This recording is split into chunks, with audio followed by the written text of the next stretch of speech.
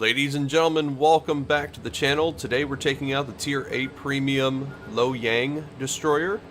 It is basically a reskinned Benson US destroyer with the C hull, so you have one less gun, but you do have hydroacoustic search, which is very interesting, and there are definitely some uses. So I've already popped in this, and I know there's a gearing in this smoke up ahead, and I'm trying to hunt him down, and there's also a North Carolina backing him up, but he's kind of pushing in a little bit too much.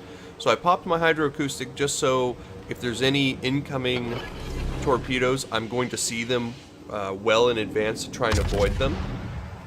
So here comes the North Carolina. I pop my smoke. Don't have enough angle to get my torpedoes on him, so I start opening up on guns while I back up and swing my tail around. You see I'm checking to see if I can get my torpedoes on. Almost there. Great, there we go. That should do it. I'm just going to fire the one because that gearing is still out there in that smoke. And this North Carolina is getting all kinds of attention. And there's the gearing's torpedoes. So I need to speed up and get around it. And I love the new patch where you can see the borders of the smoke. So I cut engines just as I got around those torpedoes. My torpedoes look good. There we go. That's more than enough. So there's kill number one, and one less North Carolina. I take my second set. The Fubuki behind me fired all of his torpedoes in the smoke. I fire my second set on a widespread in the hopes of catching him off guard. And I'm just going to creep up to the edge of my smoke here. You can see the border on the water there. And I'm just going to wait for these torpedoes to go in. Either it's going to hit, or it's going to maybe flush him out. And it looks like it flushed him out. He popped out of his own smoke. We're going to take advantage of that. And everyone nearby is going to start railing down on this poor gearing. I say poor gearing, but this is a squarely Tier 10 match, and I am in a Tier 8 destroyer, so I will take any and all advantages that I can get my hands on. So the gearing is popped back into smoke. I know he's hurt pretty badly, so I check around me. I don't see any enemies in the immediate vicinity. I honestly think it's safe to go ahead and push in on this guy, so I leave my smoke and head in at him. His smoke just dropped off, and yep, there he is. Opening shot, right on target, break his engine, and I'm not sure if he's running last stand. I mean, you can see he's going very, very slow. So I'm thinking he might not have last stand. I don't know, but yeah, he's not getting out of this one alive. There we go. Kill number 2. Because the Lo Yang does not care about Tier 10s. Here we have a New Orleans coming around the corner. I am a little concerned that he may have radar up and ready to go, though he may have already burned it, and radar does have a 6-minute cooldown, unless you're running the premium, which most people do not. So I fire a classic spread of torpedoes out, and here he comes, and I'm just going to go ahead and open up. And I am running premium smoke, so my smoke is already back up off the cooldown.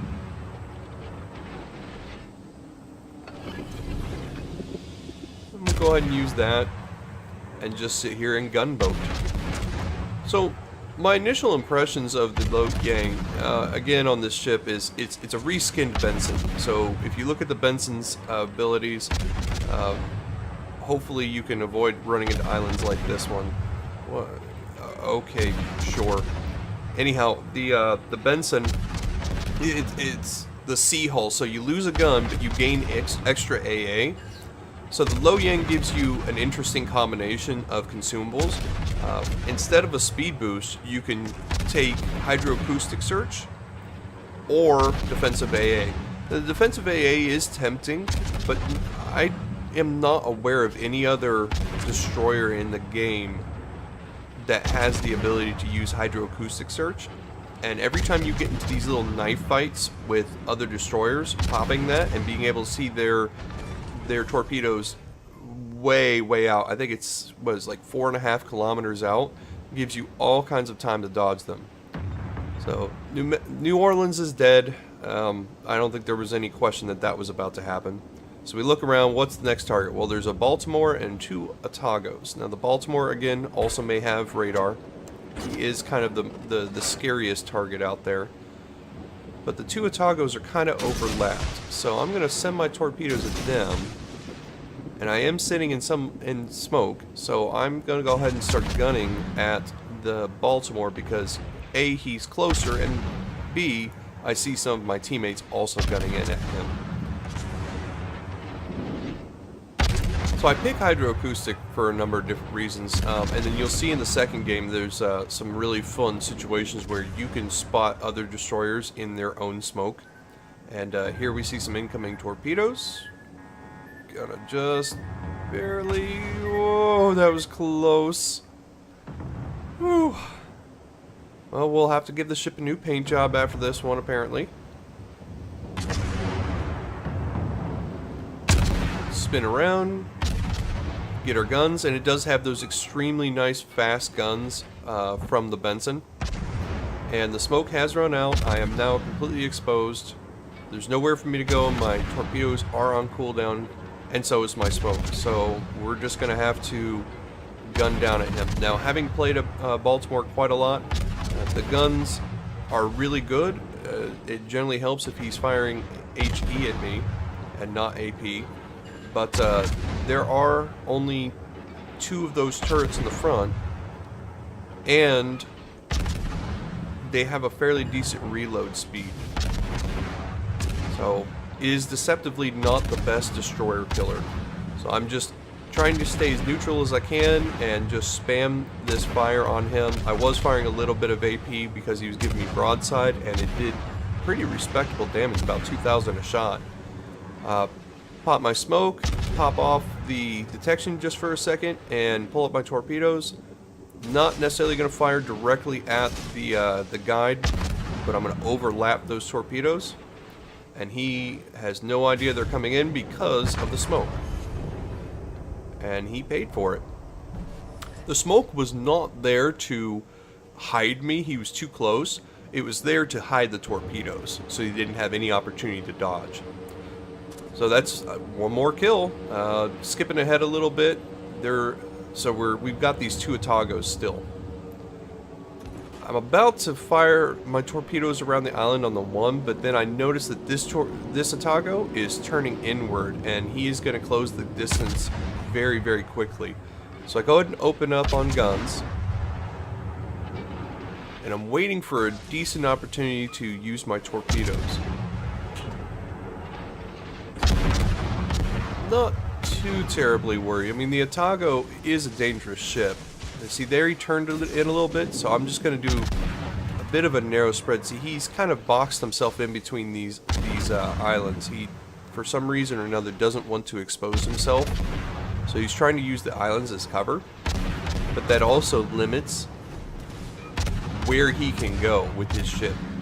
And for some reason, our friendly gearing is YOLO charging him. Almost got hit by my torpedoes. I'm not exactly sure what he's doing, but he is taking a lot of heat off of me. And torpedoes are on target. There's my Kraken. Alright, well, next Atago up. Start gunning him. Obviously my torpedoes are on cooldown, so I've got a lot of time to kill, or to burn off here and try and stay alive. Our team is mostly dead at this point, and I'm kind of debating whether I even have a chance at winning this. You know, maybe pulling some last-minute heroics. And I'm just trying to get some damage on this Atago, and the unless you're very close range, the guns really don't do a whole lot of damage. I mean, this is pretty typical. And unfortunately, this is a very new captain, so I don't even have demolition experts, so it's very hard to catch things on fire as well. So the Atago is now paying attention to me again, now that the gearing is dead. And see if we can get set up for a torpedo strike here.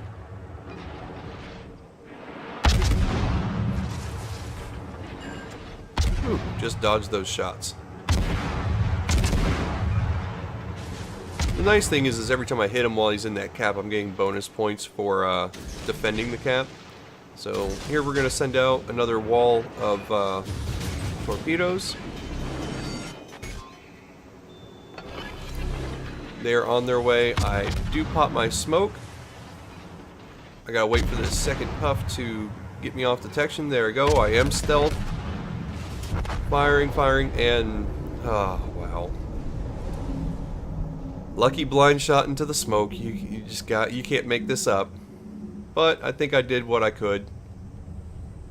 And I left him a present. Not gonna be enough to win the game, but I'll take what I can get. So how'd we do on a loss on the Lo Yang?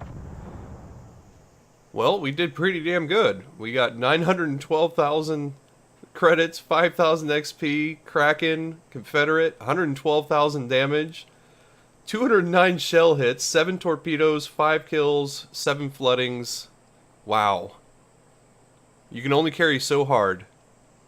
We got 2,164 base XP on a loss. I scored better than everyone except for the top person on even the winning team. And I really wish that was a win because I would love to see what that actually amounted to. Man, you know, you can only do so much in every game. But let's go ahead and move on to the second game, where we actually win this one. So starting out, we got a middle spawn, so we're just going to rush straight into Bravo. And we're looking for our first targets. And there is an enemy Benson, at very close range. We are spotted. He's already popping smoke, so I hold my fire. And there's also an enemy Lo Yang. I'm still holding my fire because they're both popping smoke, so they're denying each other and their team visibility. So now I'm just going to push into them, and you remember me talking about spotting destroyers through smoke with hydroacoustic?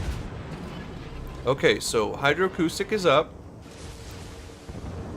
and I'm just going to push in as close as I can, and I am spotted, but that's going to stop here real soon. There. So now I'm spotting them through their own smoke, and now I'm going to pop my own smoke. And there's really nothing they can do about it. And I see those incoming torpedoes. So I hit the brakes and just let them go by. 1 kill down. Benson. And now the Lo Yang is desperately trying to get away out of range of the hydroacoustic. Unfortunately for him, he pops out of his own smoke and is being spotted by other teammates. So, same effect. And he really doesn't have anywhere to go at this point. Having hydroacoustic on the Lo Yang, I think, is kind of a mandatory, because it can be a game changer, as it was in this one. Both of those destroyers, I would have had to rush into their smoke at point-blank range in order to get to them. And that's extremely, extremely dangerous. Goodbye, Lo Yang. Instead, I used my hydroacoustic and gave myself and my team an absolute distinct advantage, because you gotta remember, when you spot somebody with that hydroacoustic, it's not just you that can see it. It works the same way as radar, just much shorter range, but much longer duration. So your entire team is seeing these destroyers trying to hide in their smoke. And most people are not used to that or realize that the Lo Yang has hydroacoustic. So these destroyers are just like, what the hell is happening? And they panic and they back out of their smoke, or they just make mistakes, and it's always a good thing. So still just kind of hiding in other people's smoke here, opening up on this Cleveland as I wait for the North Carolina to come around the corner. And I set him on fire right there. Now he's already used his repair, and I just set a fresh fire on him. Let's see how that works out. Well, my smoke cover just ran out, and I'm ready to fire my torpedoes, and my friendly Bahan right here in front of me is blocking my shot. So, alright, finally he's turning off. Now it's safe for me to torpedo. I obviously don't want a team kill. There's a lot of torpedoes incoming on this North Carolina. I really don't think it's going to be necessary. But we're going to get our damage in where we can here. Got a fire on him at least. And he did just burn repair on that, so there's another fire. And the fire on the Cleveland just killed him. So that was, I wasn't expecting that kill, but I will absolutely take it. I am not going to get the killing blow on that North Carolina, but okay. But that's alright, we got another destroyer that popped up. He is harassing my friendly, and we're just gonna... What is with these destroyers and not having last stand? Like, I cannot say it enough, and because that's exactly what happens, guys. And that's, you know, kill number 4 right there. You cannot run destroyers without last stand. I don't care if you're Japanese, I don't care if you're Russian, or if you're, you know, US or whatever, you have to have last stand. It is just a mandatory captain trait. That's, if you don't know, that's the one that basically, even if your engines or steering is disabled, you'll still maintain some mobility. Without it, you just come to a grinding halt.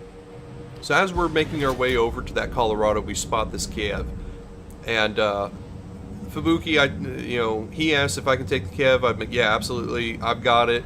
You go take care of that Colorado.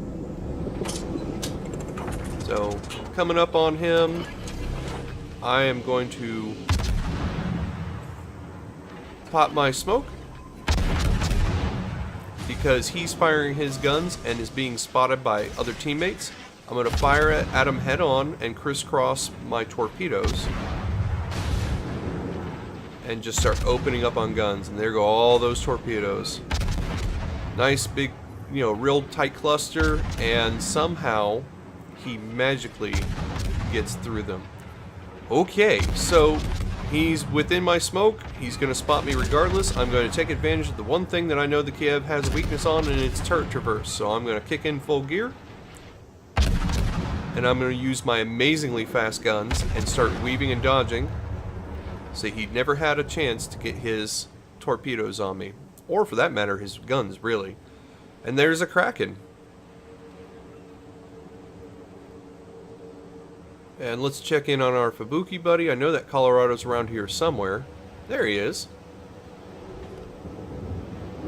And doesn't look like my Fubuki buddy's doing too hot. Well, there's his torpedoes. Alright, he got, looks like one torpedo hit on him. I'm definitely going to sit here and try and help him out. Maybe get a fire there. Thank you. It's amazing how many fires I get, even though the fire chance is only 5% on these guns. At least until I can get Demolition Expert and try and make that a little bit better. But this was a solid and very fast win. One more kill, maybe? Yeah, alright, we'll take that. So how'd we do? Well, surprisingly, we made less money than in our loss, but we still made 767,000 silver, 5,400 XP, Kraken, first strike, Confederate, 61,000 damage, 6 kills this time, and a few fires to go along with it. We got 2,351 base XP, which is very, very nice. Makes me wish I knew what we had gotten for that first game had it been a win. But overall, I absolutely love the Loyang. It's basically the Benson all over again, which I also love that ship. So I hope you guys enjoyed the video. We'll see you guys next time.